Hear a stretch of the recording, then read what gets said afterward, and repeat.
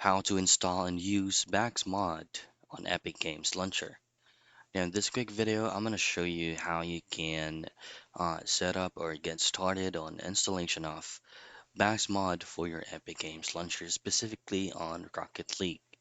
So first is make sure that your Epic Games Launcher is currently closed because we're going to be downloading the mod first before the plugin.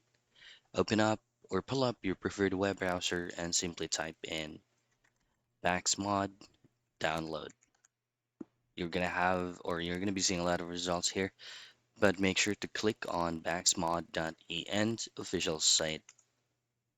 And once you are here, all you have to do is just to download the Backsmod installer first before the plugin. Once you successfully install this, just simply follow on-screen prompts for you to be able to launch it. Next thing to do is to download the plugin. So simply type in Backsmod and then choose on Backs plugins. As you're here, scroll down and then go into plugins, scroll down once again, and from here just simply choose on Rocket plugin. Now you're just gonna have to download it, and then it will automatically be uh, allocated into the main folder of the Backsmod installation folder.